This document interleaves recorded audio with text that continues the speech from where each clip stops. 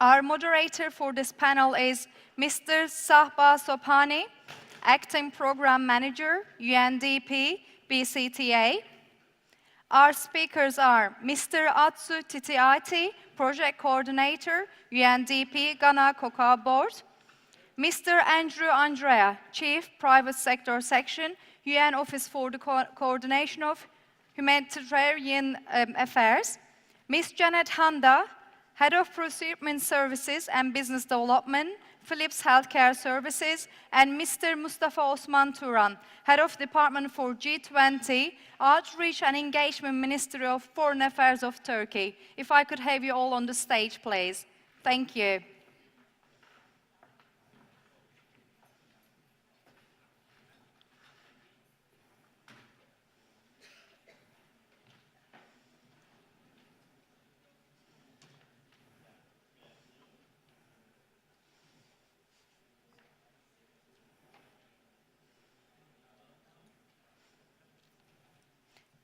Our panel is Concrete Steps for the Implementation of Sustainable Development Goals, and our moderator is Mr. Sahba Sophani, Acting Program Manager, UNDP BCTA. The stage is yours, sir.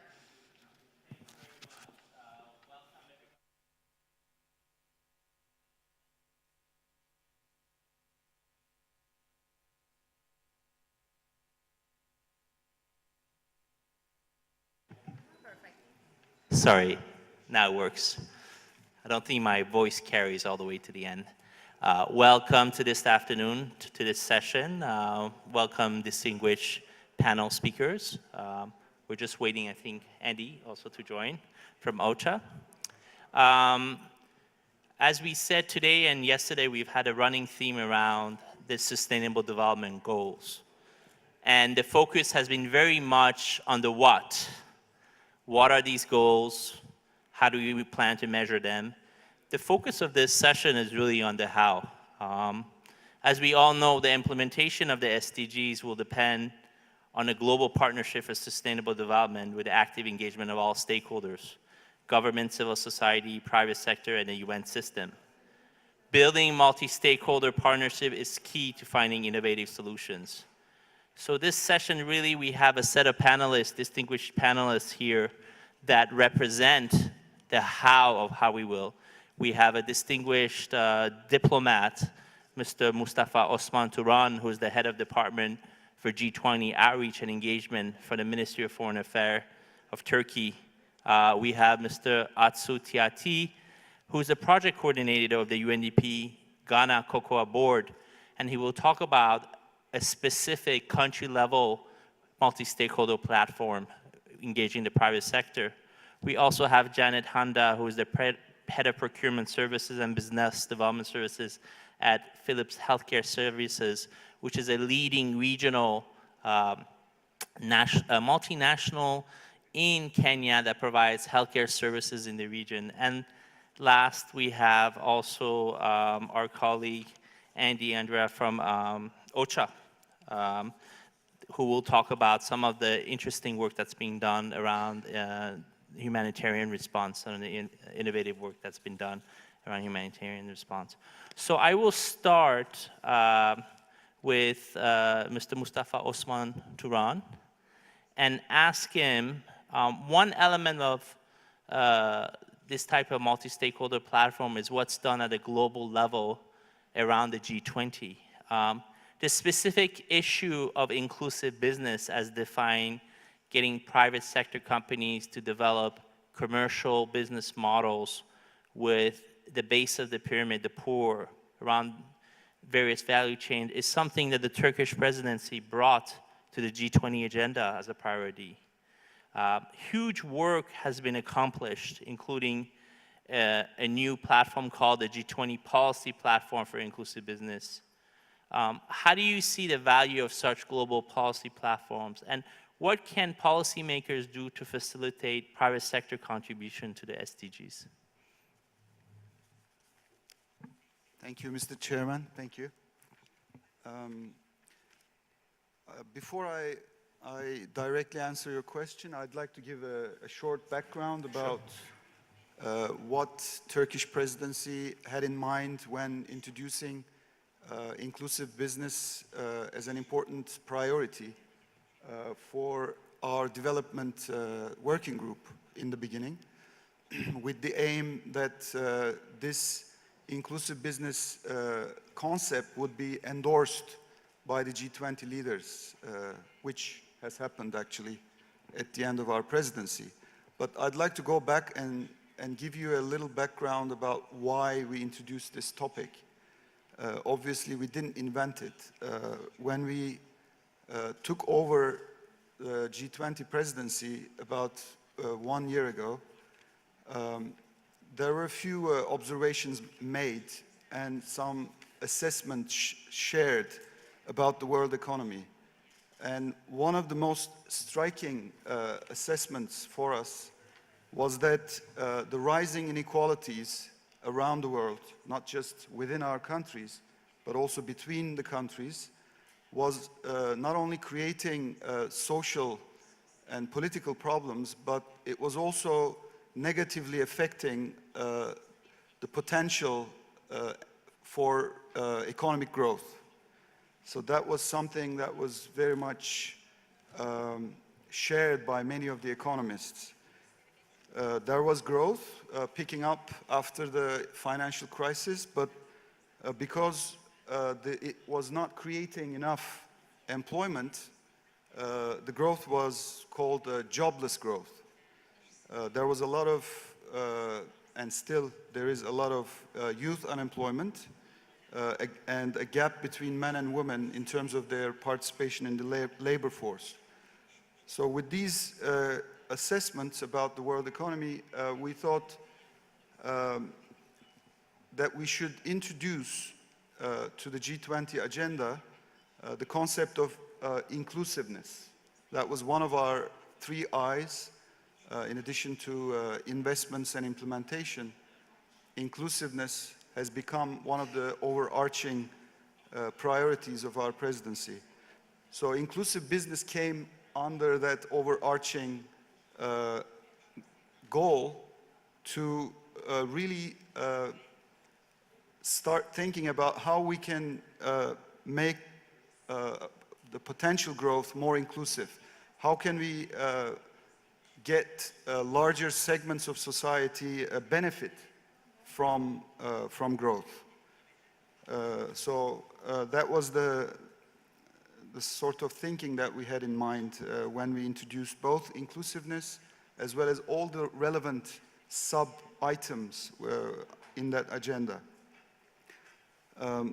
And we kind of designed the whole development working group activities according to that overarching goal. How can we also ensure, knowing that 2015 was the year for development in the UN and globally,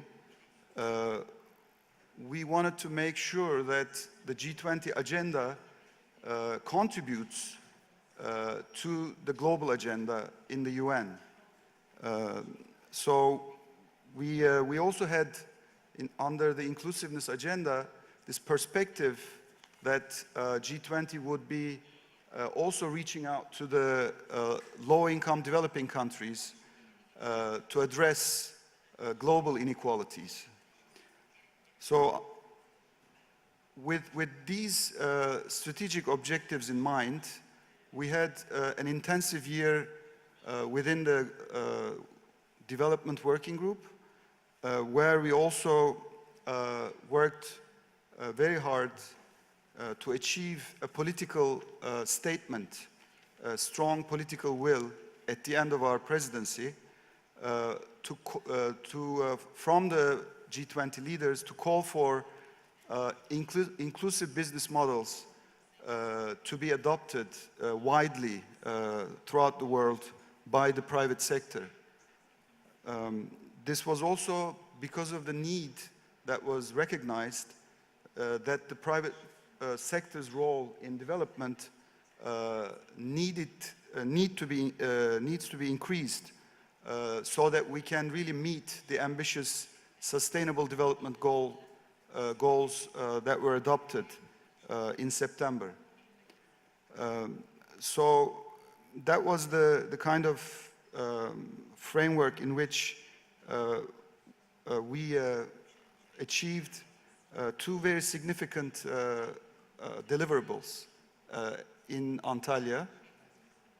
One was, as I said, for the first time,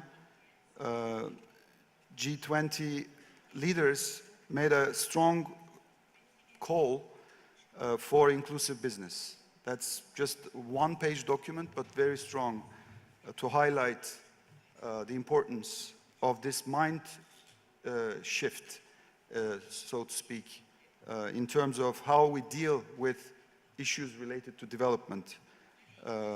Not just governments, but as was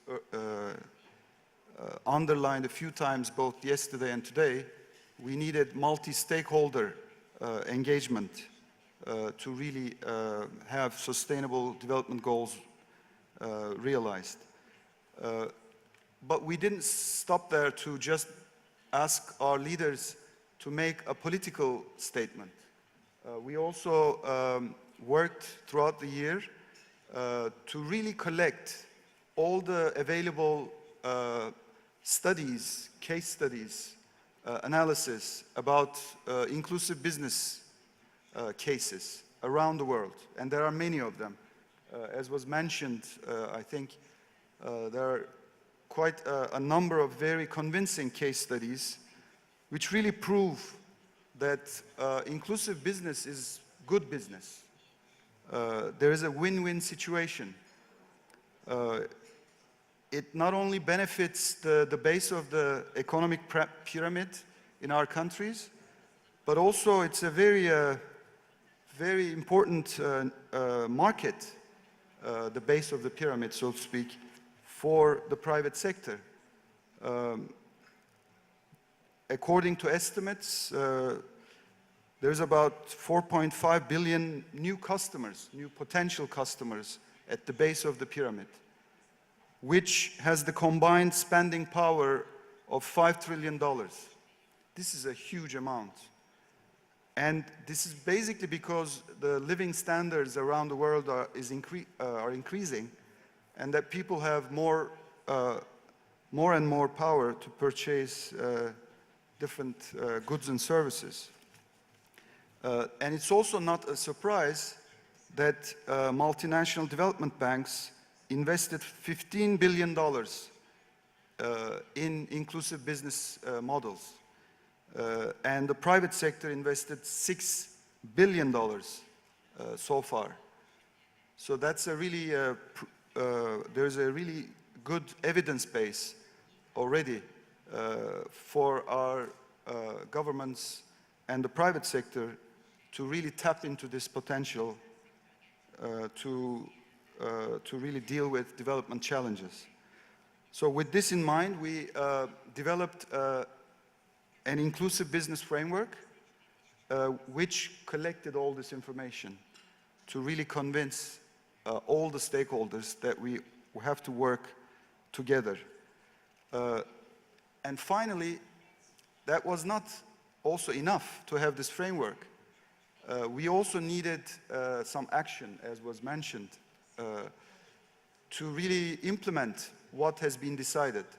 And for that, the leaders called for a platform which will bring different stakeholders together and benefiting from the study that we have in the framework to really implement the policies which are necessary to create the conducive environment for inclusive business to flourish.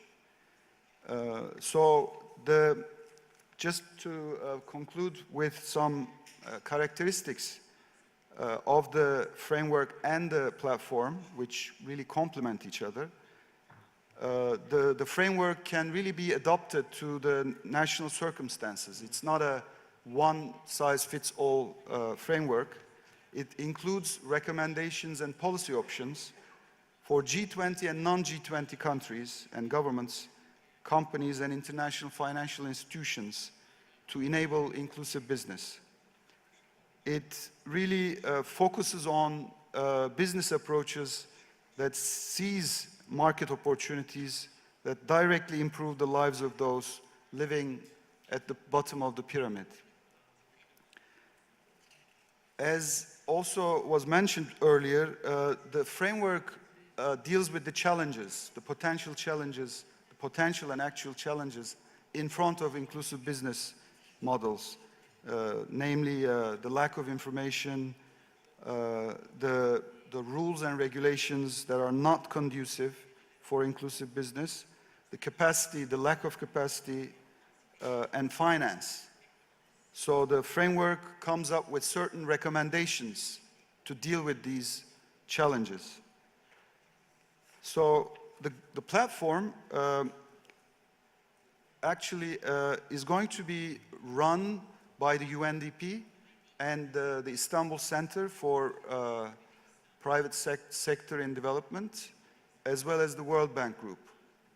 But it's obviously open to all stakeholders to really contribute to this multi-stakeholder effort.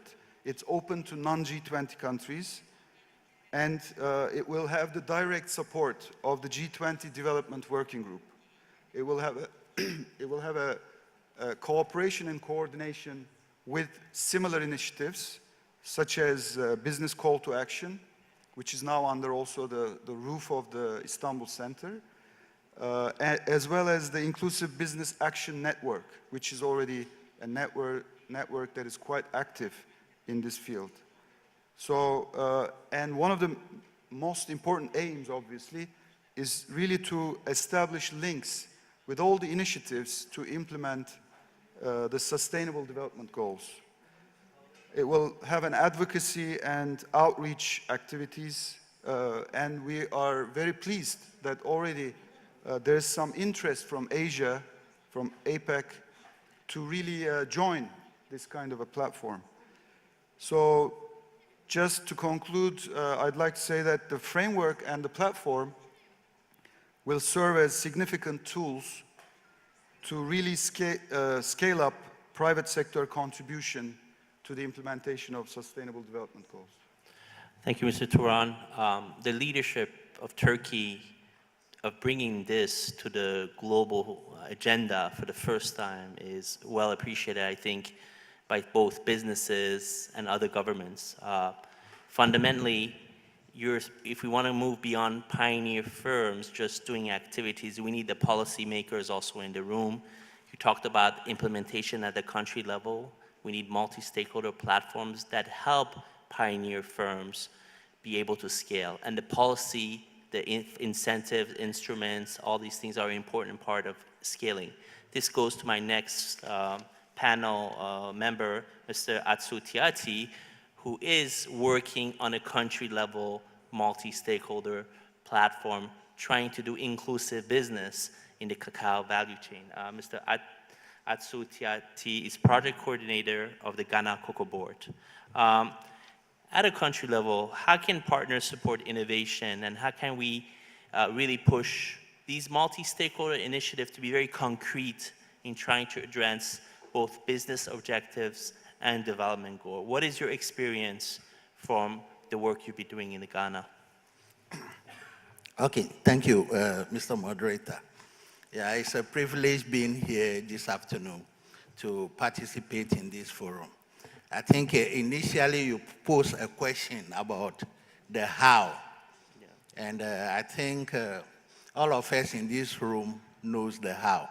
Yesterday I was very much impressed with one of the speakers who, during the opening ceremony, on the point that it looks like we have been talking too much.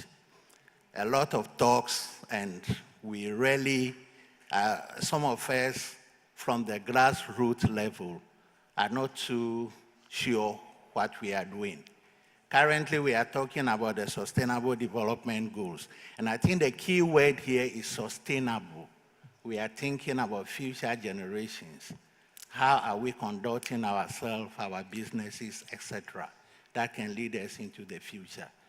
And that is, to me, the missing link. And I think our topic is to talk about concrete steps.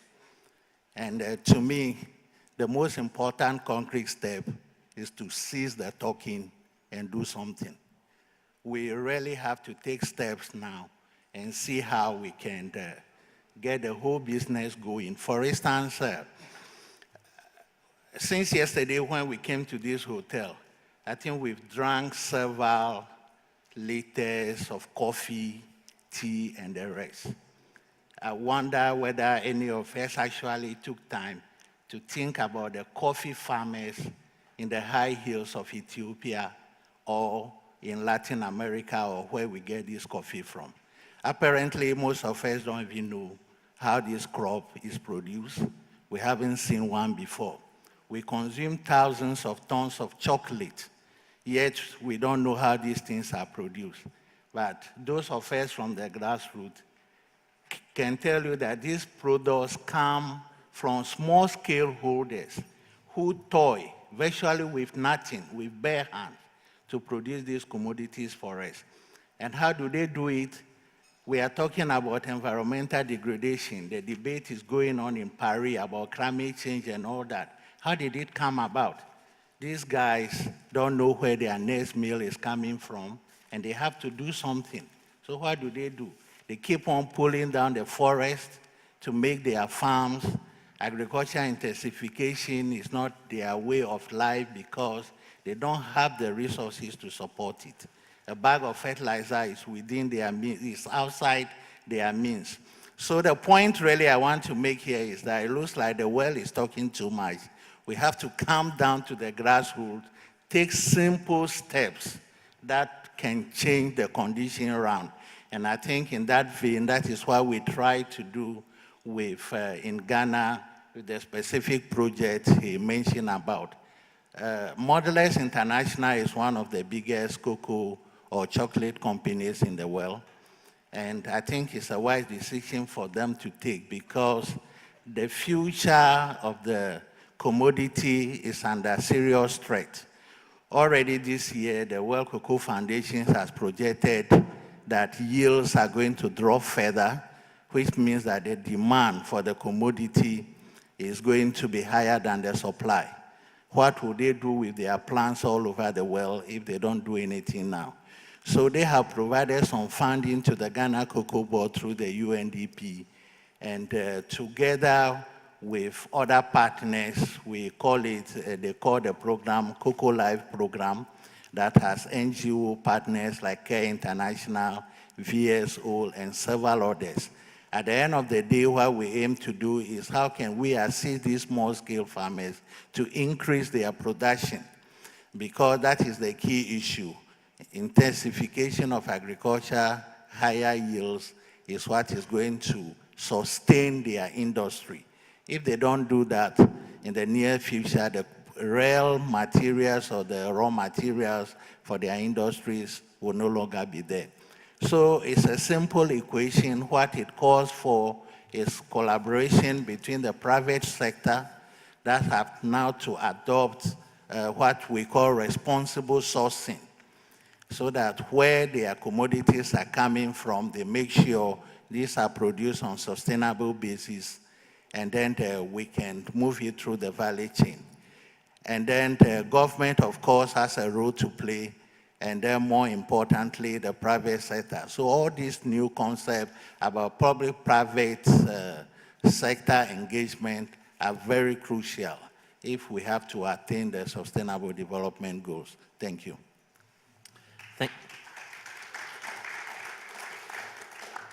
Well, I've been drinking my coffee right across the street, and it says Bob Marley Coffee from Jamaica. So even in Istanbul, they do recognize the source of some of the commodities that they have, maybe not all, but I think it's a good start.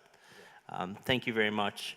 The other point is the fact that you have a national company, multinational company that has invested in a multi-stakeholder platform, not just around their business activity, but for the good of the country, is a very interesting example to highlight and illustrate. And I'll ask later some questions about what are some of the lessons learned from these.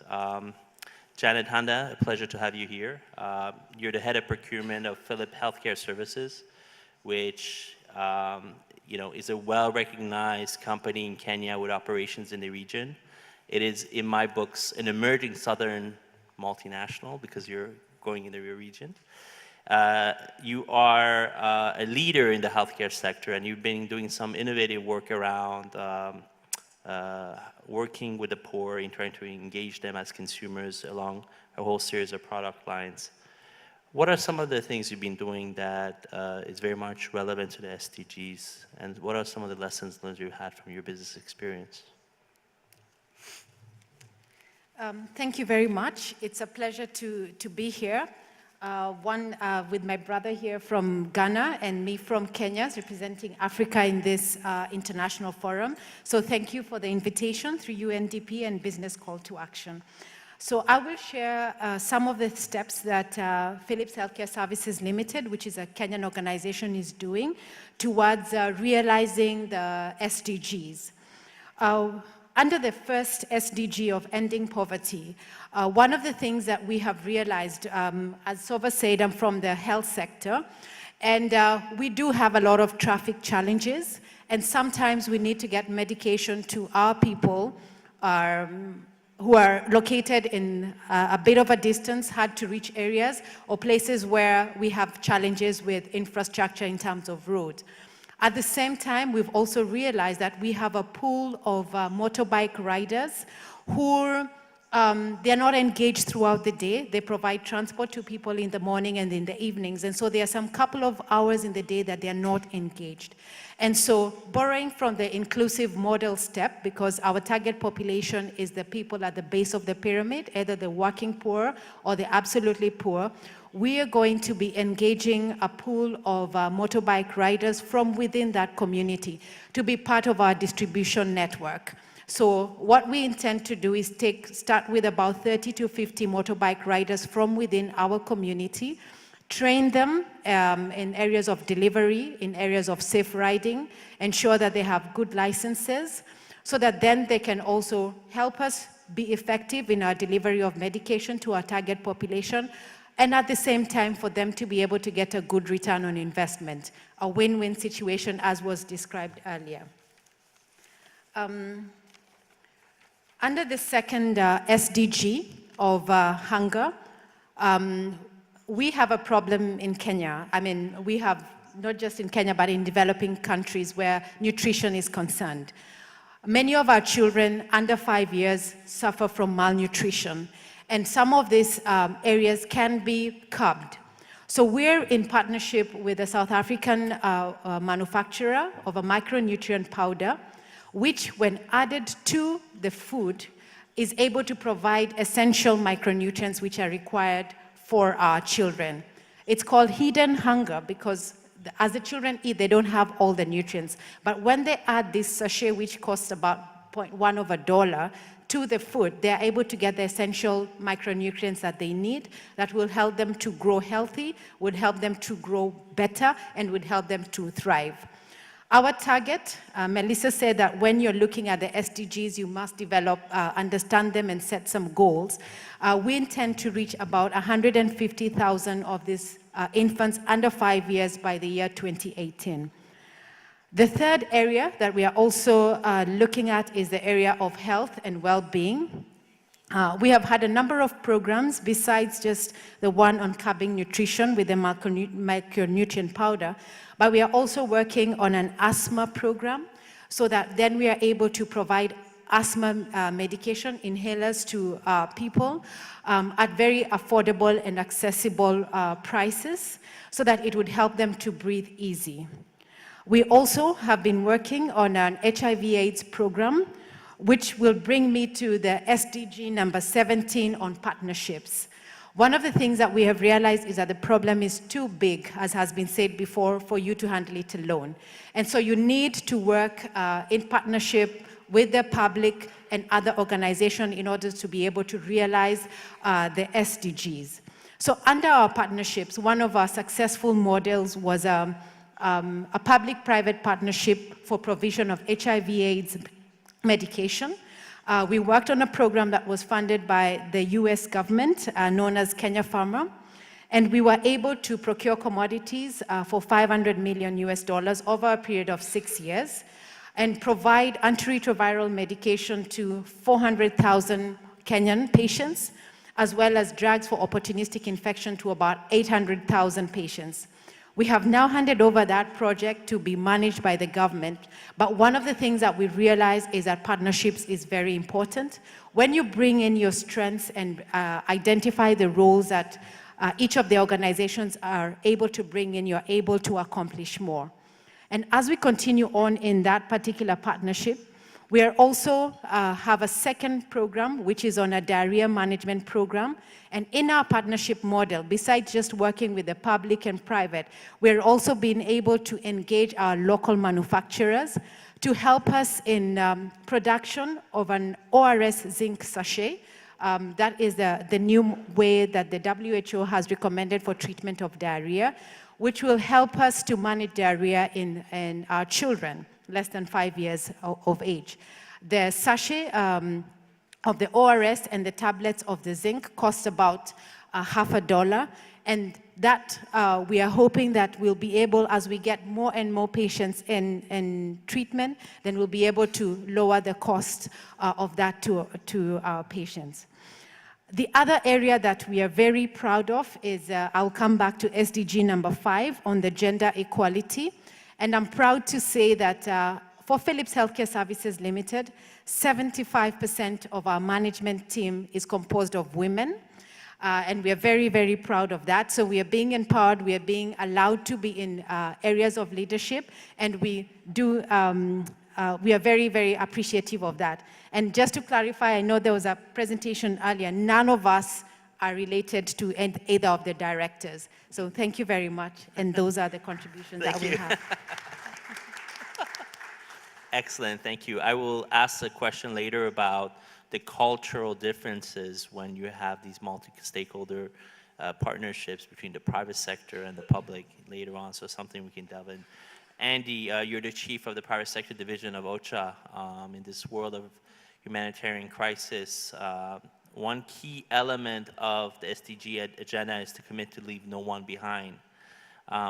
What is the role of the private sector in the SDGs as it relates to resilience, and what is the importance of public-private partnership in leaving no one behind? And what are you doing at OCHA to try to address these things? Okay, thanks, Howard. Thank you also to the rest of UNDP and to ICP for inviting us to speak at this event. When there's an emergency, natural disaster, a war, or a combination of the two, a complex emergency, all that good work on the SDGs or that action is severely disrupted. That's the angle we come at it from. And the scale of that impact is increasing. Just to give you some basic figures to set the context. In 2015, the request for money to address humanitarian issues at that time was $16 billion, which was almost double what it was the year before. And in 2016, that's this year, last week it was announced that $20 billion was needed to address humanitarian needs. 80% of those are because of wars, such as those we're seeing in Syria. And the impact of that one in particular is costing $5 billion in order to address basic humanitarian needs. You might say that $20 billion is not that much. It's the amount that an app was recently sold for. WhatsApp is around $20 billion, but maybe that's something we'll come back to later on. There is, though, a gap between those needs financially and the amount that the governments that traditionally contribute towards addressing those needs can afford to contribute. Their contribution is also increasing, but the gap is getting larger. So OCHA's role, the organization, the part of the UN that I work for, is to coordinate the UN agencies, the large NGOs and the government responses to emergencies. And what's missing from that picture is the private sector. We'll know that there's a lot of work being done by the private sector, but it's not being properly measured. We're not sure how much it is. We're aware of the high-profile CSR work that many multinationals are doing, but we're also, as we've heard yesterday and today, that there is a business case and a core business rationale for especially SMEs, those that are there, those that are directly affected by emergencies. They're a core part of the local community. They are, and they employ those people who, as you mentioned, we do not want to leave behind. Their investments are at stake, their markets, their supply chains, their infrastructure, but more importantly to us, from a humanitarian perspective, their clients, their staff, and their families. And we have to constantly remind ourselves and our colleagues that we're not only talking about multinational companies here. Also taking place in Istanbul coming up is the World Humanitarian Summit, and my team has been lucky enough to have participated in the business consultations in the lead up to that summit that will be taking place at the end of May. We conducted 19 consultations around the world, locally in crisis-prone areas, internationally, by industry, and by theme, by humanitarian theme as well. And the results of that led us to adapt the way that we approach our work slightly. We are, for the first time now, putting in place systems and people to help coordinate the interests of companies in responding to emergencies. And believe you me, that's no small piece of work for us. There's a huge piece of work on advocacy and communications, not just to the businesses, many of whom understand what we're talking about, but also to our own colleagues and internally, in order to be able to work with the private sector better. And a part of that, the third piece of work, is an area we call operational excellence, which is improving the way that we work in order to be able to contact and engage with people from the private sector in a more efficient way. But the piece I want to talk about most of all is the networks and partnerships piece of work, and something that, as a working title now, we're calling a Global Networks Project, which we're collaborating with UNDP and UNISDR on, in order to provide a more holistic approach that the private sector understands better than we do in our usual silos. So now we're able to work with them on prevention or risk reduction, emergency preparedness and response, and also recovery and reconstruction. And all of those have a major impact on the SDGs, making them hopefully properly sustainable. So what we're doing is identifying, encouraging, supporting local networks and creating where they don't already exist in crisis-prone areas, but also at the regional level and industry-specific networks, and ones that are dedicated to humanitarian themes. I'll give you some examples. In the industry sector, we're working with supply chain companies who have got together to work with their competitors to support humanitarian response. The same in the mobile network operators space and with the satellite industry as well. And in the thematic space on cash transfers, digital transfers, to replace aid, to empower the people affected with cash to spend on what they need rather than what we believe they want.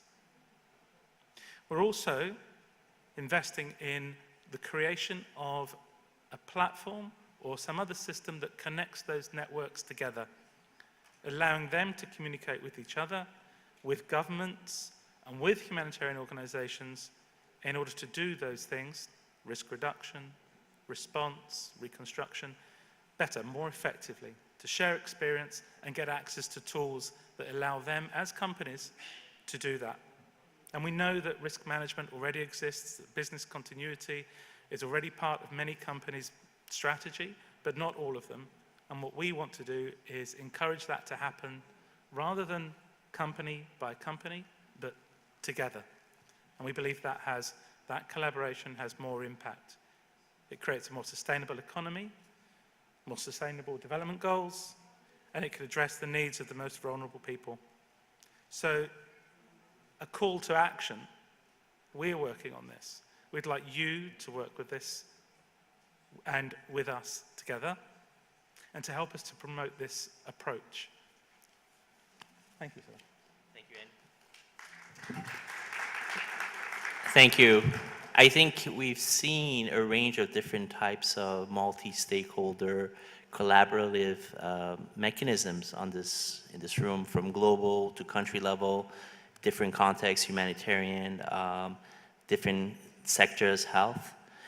I'm going to do one round of questions and then we open up for the floor. I think we're quite delayed. What I would like to ask each of you is, what are two to three successful ingredients or secret sauce you believe to make multi-stakeholder platforms that involve public, private sector actors with different incentive systems, different way of speaking to each other? What are 2 or 3 things you observed are useful to do? I'll start with you. Yeah, I think the basic ingredients is commitment and, to me, role definition. Each of the partners should be very clear the specific roles they have to play on the platform. Once we get those clearly defined and everybody has that level of commitment and trust, I think they should be able to work together to achieve the common purpose. For me, from my experience, it's the ownership. So those that are involved are the ones who care, those are the ones who can act, rather than a more paternalistic approach that we may have been used to in the past. And also to work in partnership at an equal level. We have to respect the experience, the stake that we all have. We may be working for, on our side of things, humanitarian organizations that are dedicated to addressing certain needs. But we have to remember that the people that work for these companies have more of a stake in the success in dealing with these issues than we do. Great, thank you. I would say it's good to be clear on the vision that you're working on. And then secondly, to have same vision, like-mindedness, and clarify roles and responsibilities. Okay, great. I would say data, because it's the best way to convince all the stakeholders. If you really have reliable data and analysis of the data, and make it visible how it will, how the business model you propose will affect the lives of the people in very concrete terms, I think that would be very convincing to bring different parties together. Great. I mean, the panelists, esteemed panelists, brought together a few of these key ingredients: evidence, communication, respect, the modus operandi. I've just been asked, we just started a conversation, but I've been asked to wrap up. So I think we should have an opportunity to have a further conversation next year, especially around the how, because SDG has been announced. This is the opportunity now to get into the details of how to operationalize, implement this. I mean, if we have 2 or 3 key takeaways that we want to take from the last 2 days around the panels we've had, looking at the role of business in SDGs. Number 1, we started with the importance of going beyond corporate social responsibility and philanthropy, even though they are a very important mechanism to really look at the core business. I think the second message that came out was that governments matter in this. The pioneer firms need the support of governments and other actors to be able to go to scale and to be able to address. The third sort of interesting message and discussion we had was about financing and the importance of new types of instruments in terms of Islamic impact investment and its link to SDGs. We have to look at different ways of doing business and financing, because financing is very key.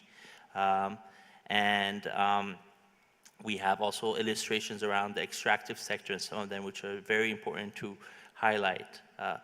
How to operationalize, today we ended with some very interesting examples, and I think this should be the theme going forward, to really think about what have established sort of and emerging ones, what can be learned from each other in terms of making this a crucial part of the implementation of the SDGs. Thank you very much.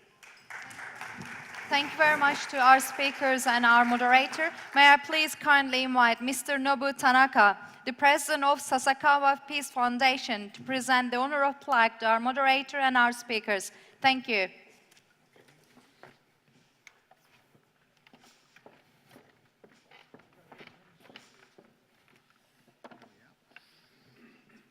This is for you. Ladies and gentlemen, if you could stay in the room, please, because I'm going to start the next panel straight away. We are not going to have coffee break, unfortunately, as we are running behind. Could I please request you to stay in the room?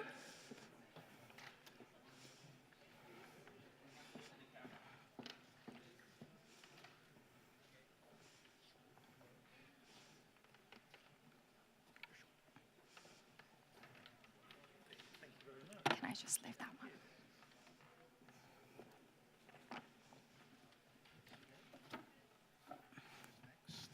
Next one is coming.